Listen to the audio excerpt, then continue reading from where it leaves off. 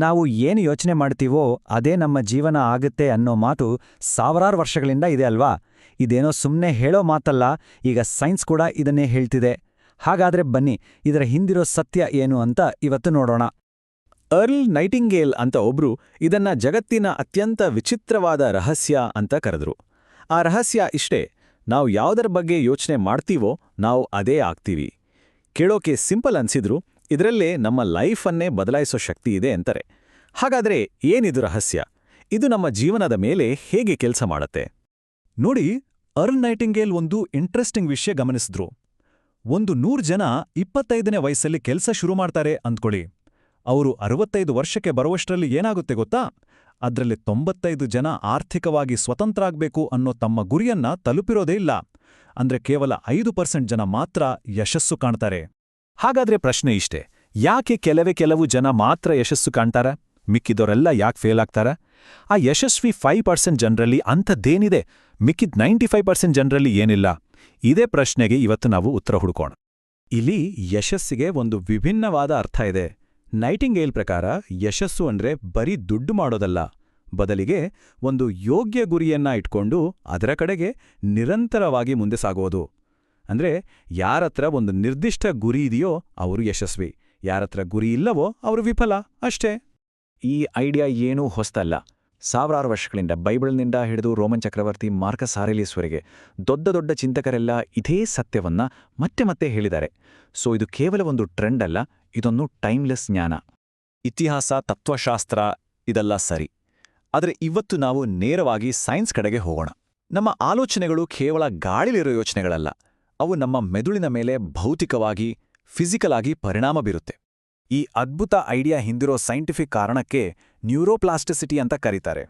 ಇದು ನಮ್ಮ ಆಲೋಚನೆಗಳು ನಮ್ಮ ಬ್ರೈನನ್ನ ಫಿಸಿಕಲ್ ಆಗಿ ಹೇಗೆ ಚೇಂಜ್ ಮಾಡುತ್ತೆ ಅನ್ನೋದನ್ನ ವಿವರಿಸೋ ಒಂದು ಅದ್ಭುತ ಸೈನ್ಸ್. ಸಂಶೋಧನೆಗಳು ಏನ್ ಹೇಳುತ್ತೆ ಅಂದ್ರೆ, ನಮ್ಮ ಮೆದುಳು ಕಲ್ಲಿನ ತರ ಗಟ್ಟಿಯಾಗಿ ಫಿಕ್ಸ್ ಆಗಿಲ್ಲ, ಅದು ಜೇಡಿಮಣ್ಣಿನ ತರ.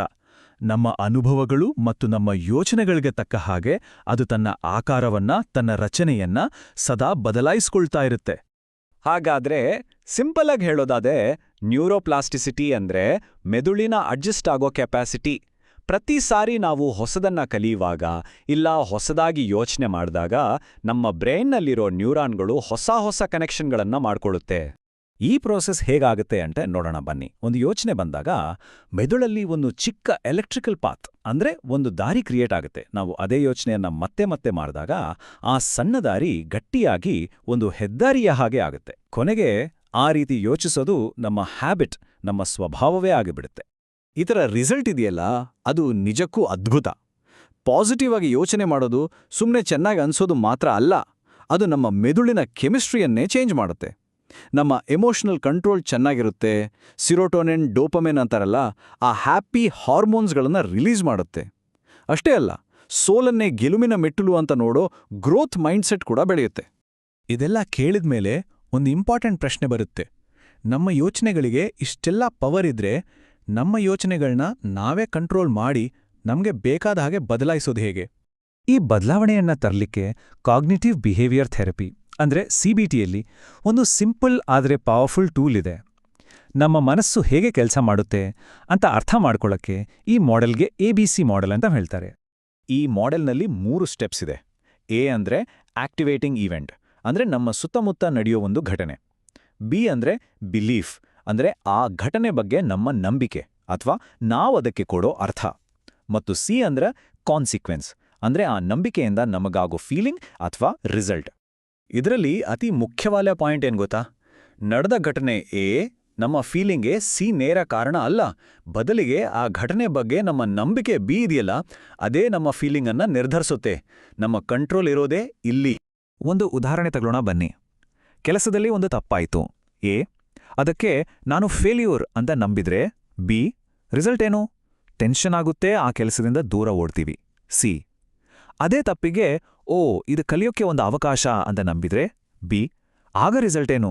ಮೋಟಿವೇಶನ್ ಸಿಗುತ್ತೆ, ಅದನ್ನ ಸರಿಪಡಿಸ್ತೀವಿ. ಸಿ ನೋಡಿ, ಘಟನೆ ಒಂದೇ, ಆದ್ರೆ ನಮ್ಮ ನಂಬಿಕೆ ಬದಲಾದ ತಕ್ಷಣ ರಿಸಲ್ಟ್ ಕೂಡ ಬದಲಾಯಿತು. ಓಕೆ, ಇಷ್ಟೊತ್ತು ಥಿಯರಿ ಬಗ್ಗೆ ಮಾತಾಡಿದ್ವಿ. ಈಗ ಪ್ರಾಕ್ಟಿಕಲ್ ಆಗಿ ಇದನ್ನ ನಮ್ಮ ದಿನನಿತ್ಯದ ಜೀವನದಲ್ಲಿ ಹೇಗೆ ಅಳವಡಿಸ್ಕೊಡೋದು? ನಮ್ಮ ಯೋಚನೆಗಳನ್ನೇ ಬಳಸಿ ನಮ್ಮ ರಿಯಾಲಿಟಿಯನ್ನ ಹೇಗೆ ಕ್ರಿಯೇಟ್ ಮಾಡೋದು ಅಂತ ನೋಡೋಣ. ಮೊದಲನೇದಾಗಿ, ನಮ್ಮ ಜೀವನದ ಜವಾಬ್ದಾರಿಯನ್ನ ನಾವೇ ತಗೋಬೇಕು. ನಮ್ಮ ಯೋಚನೆಗಳನ್ನ ನಾವೇ ಕಂಟ್ರೋಲ್ ಮಾಡೋದ್ರಿಂದ ನಮ್ಮ ಹಣೆಬರಹವನ್ನ ನಾವೇ ಬರಿಬೋದು. ಕೃತಜ್ಞತೆ, ಆತ್ಮವಿಶ್ವಾಸ, ಸಾವಧಾನತೆ ಅಂದ್ರೆ ಮೈಂಡ್ಫುಲ್ನೆಸ್, ಈ ತರಹದ ಅಭ್ಯಾಸಗಳು ಈ ಒಂದು ಕ್ರಿಯೇಟರ್ ಮೈಂಡ್ಸೆಟ್ ಬೆಳೆಸೋಕೆ ಹೆಲ್ಪ್ ಮಾಡುತ್ತೆ. ನೈಟಿಂಗೇಲ್ ಅವರ ಈ ಹೋಲಿಕೆ ಇದೆಯಲ್ಲ, ಇದು ತುಂಬಾ ಪವರ್ಫುಲ್. ನಮ್ಮ ಮನಸ್ಸು ಒಂದು ಫಲವತ್ತಾದ ಜಮೀನು ಇದ್ದ ಹಾಗೆ.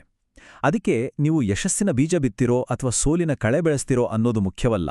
ನೀವು ಏನನ್ನ ಬಿತ್ತಿರೋ ಅದೇ ಬೆಳೆಯುತ್ತೆ. ಈ ಜ್ಞಾನವನ್ನ ಆಕ್ಷನ್ಗೆ ತರಲಿಕ್ಕೆ ಇಲ್ಲಿದೆ ನೈಟಿಂಗೇಲ್ ಅವರ ಫೇಮಸ್ 30 ಡೇ ಚಾಲೆಂಜ್. ಒಂದೇ ಒಂದು ಸ್ಪಷ್ಟವಾದ ಗುರಿಯನ್ನ ಒಂದು ಕಡೆ ಬರೆದಿಟ್ಕೊಳ್ಳಿ.